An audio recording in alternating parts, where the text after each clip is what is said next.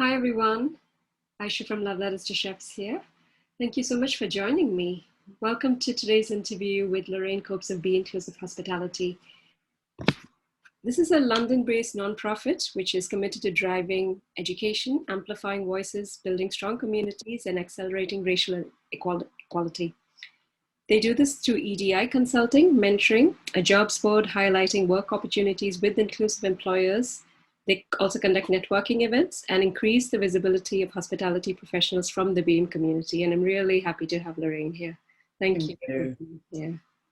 Thank you. Good to be here. Thank you. As usual, I set the context for the interview. It is around work-life balance because I want to give voice to that topic, it's something that affects all our lives in many different ways, but we don't talk about it enough in hospitality. There's that sort of conflict. If you work in hospitality, you think it's just based on your rota and it's kind of your employer's job to take care of that. Whereas for the employer, there's a sense that it might weaken the team ethic to focus on work-life balance and the work never gets done. And on top of that, we have a culture primarily from the kitchen that encourages self-sacrifice, martyrdom. And I think all those things put together make it a very complicated response from our part. And we quite often don't address it as much as we should. So with that, I wanted to bring your wisdom to the table because it's not a conversation it's not a conversation without other voices. And, there are very important aspects to be brought to the picture. It's so nuanced. And I'm really happy to have you here to share your thoughts. No problem. I want to begin by asking, what was your own experience of work-life balance in hospitality? Yeah, I mean, for me, it's been a mixed experience. But I will say that I've never worked within the hospitality operation. I've always been within head office roles.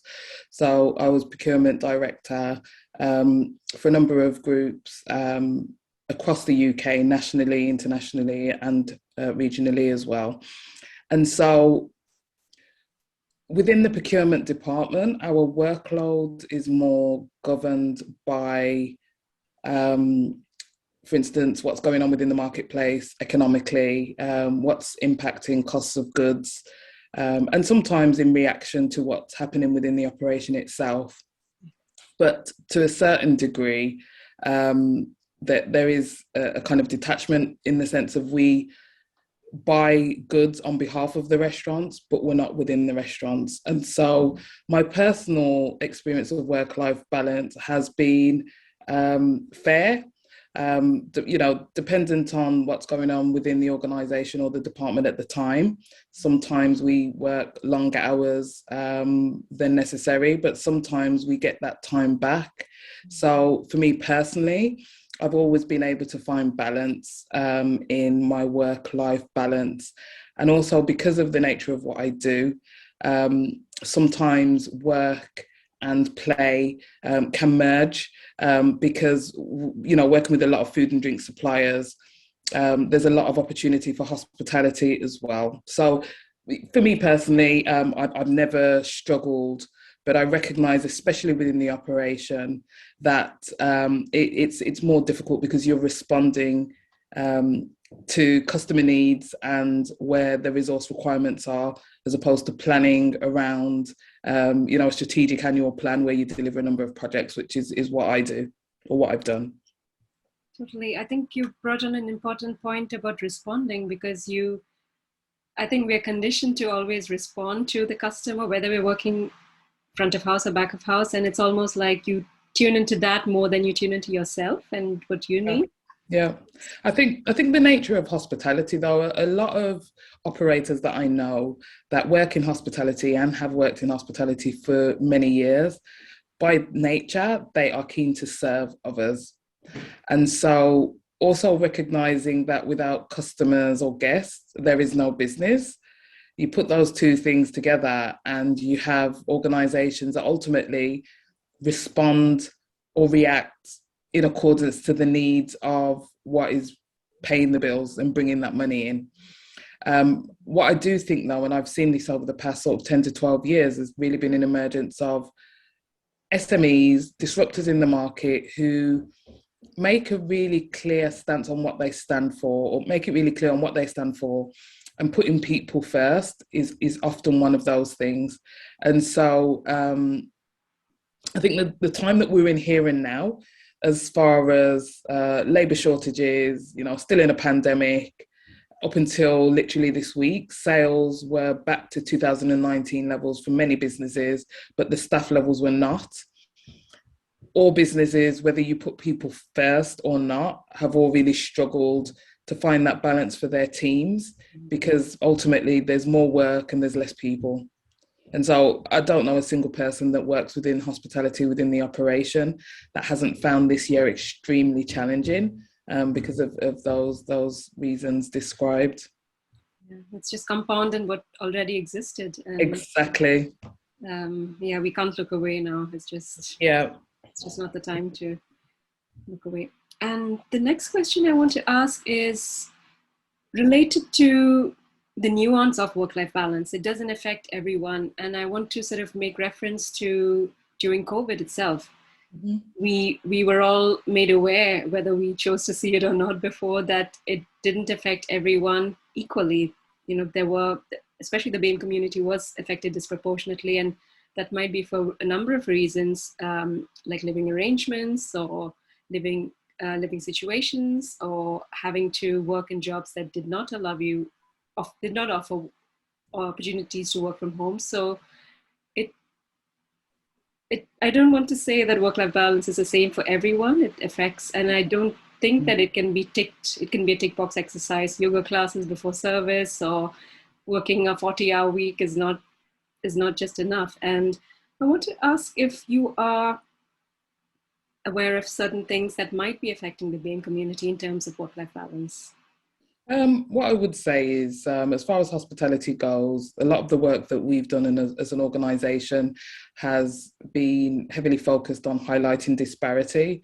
And so from a lot of the reporting that we've done in partnership with the Resolution Foundation, independent surveys that we've run, we've highlighted a number of issues such as pay disparity, such as experiencing prejudice and racism in the workplace, such as feeling as though their race and ethnicity has hindered career progression.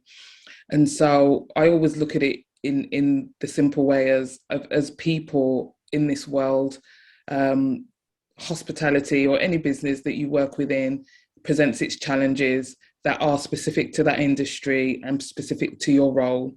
And you layer on top of that all of the things I've described, and that's an added burden and an added pressure for anyone to endure, and that differs dependent on what your specific characteristics are. But what I know to be true, not only from the community that we've built, but also from the data that we have, is that there's a huge amount of disparity dependent on your race, and it also has often governed the type of role that you occupy. So me mentioning that I worked within the head office, across most of the businesses I've worked with within the past 10 to 12 years, I can probably count on my one hand how many people work within head office that are Black, Asian, or of ethnic minority. The large majority of ethnic minorities tend to be within the operation, and arguably that's where the greatest amount of pressure and strain is. Because what I do also know for sure is that if you're in the head office, you're generally paid more. You generally work more office hours than you do unsociable hours, and all of those other privileges that come with working in a head office role that you don't get in the operation. And that disparity exists. And you only need to go back of house in any restaurant or hotel in London, and you'll see a lot of kitchen porters and back of house teams that are either Black or Asian, but you can probably count on one hand how many are front of house or in management positions as well. And that's very much why I incorporated this business, is because this has long been a problem, but the conversation isn't being had publicly or even acknowledged as a problem, and it is a problem that needs to be addressed. And that's why we're keen to rally, work with businesses and individuals that recognise the importance of addressing the problem and collaborate to kind of drive change.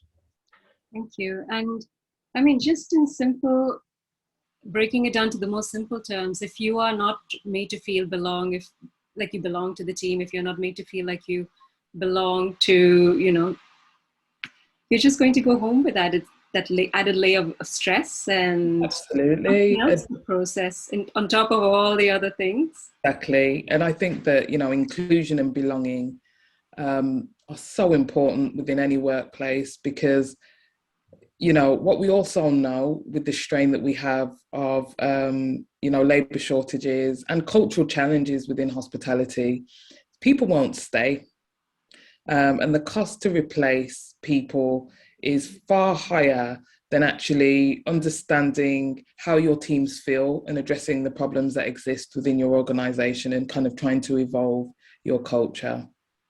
Absolutely. And that understanding gives so many benefits. It's not just ways that you need to change, but it just makes it so much easier to run the business if you display that willingness to understand your people. It's just so many things, that boxes that get ticked because of that. Yeah, for sure, for sure. There's tons of studies that have been conducted that talk about how productivity increases if your team are happy and feel valued.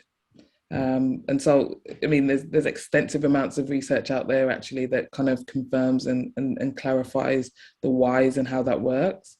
And yeah, we're on a journey. There's a lot of work to be done. My hope is that off the back of this really difficult time that we've had over the past 2 years, that businesses really recognise now as a time to change. Yeah, absolutely. I'm really happy to hear that. And related to the previous question, is there one thing that you feel that employers can do to make sure that everyone is seen and heard? Yeah, is to ask them how they feel. And I don't mean necessarily going up to your team members individually and asking them, but giving them an opportunity to anonymously report how they feel. Um, Data is is is essential for fixing many of problems and firstly understanding what those problems are. And if you don't ask, you don't know. And many hospitality businesses don't have necessarily a reporting mechanic, especially the smaller and medium-sized businesses, a reporting mechanic. So if people are unhappy, there's somewhere that they can actually feed in those concerns or whatever they may be. And so I'd really just say find a way to capture the sentiments of your teams that can benefit your business in many of ways, not only just around exclusion and belonging, but understanding what your culture actually is versus what you intended it to be. So important. It really is. Reality versus, your concepts, ideas. Absolutely. Thank you so much for taking the time to share these and insights. And I want to ask, what's the best way that the Love Letters to Chefs community can find Yeah. out about Be Inclusive Hospitality? Yeah, sure. Via our website, which is www.bihospitality.co.uk, or our Instagram or LinkedIn. We're active across all social media. And so if you want to get involved, then reach out for sure. Thank you. Thank you so much, Lorraine. No problem. Thank you, everyone, for watching. Good to speak.